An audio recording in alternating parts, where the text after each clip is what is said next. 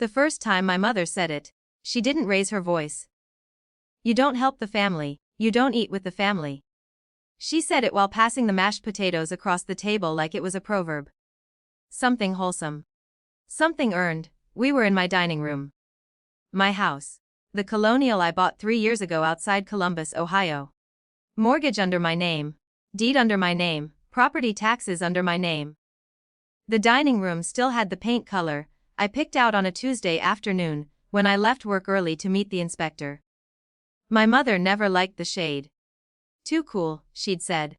Not warm enough. Liam didn't look up from his plate. My older brother had died 8 months ago after his divorce.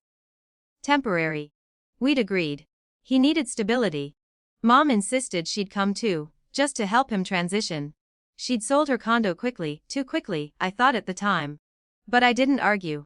I never do. At first, I work in compliance for a regional bank. It's not glamorous, but it's steady.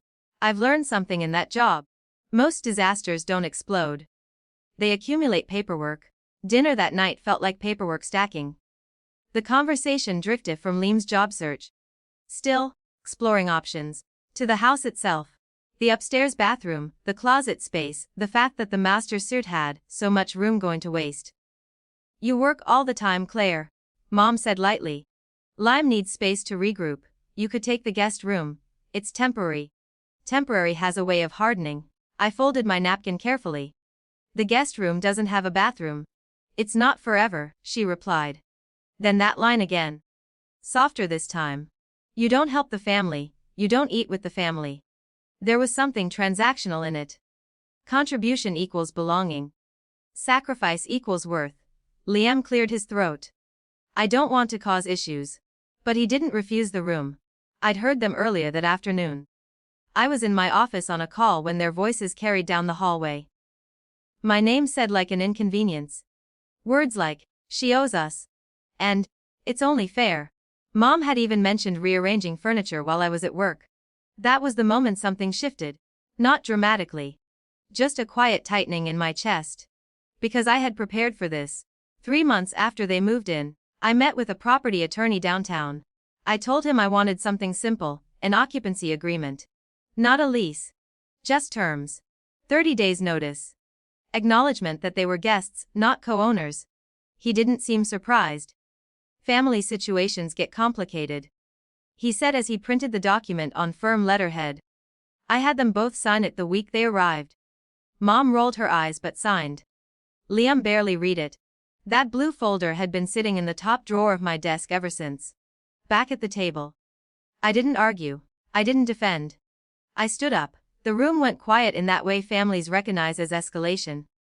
I walked down the hallway, opened my desk drawer, and took out the folder.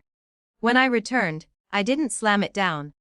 I placed it gently on the table and slid the first page toward my mother. She frowned at the letterhead. What's this?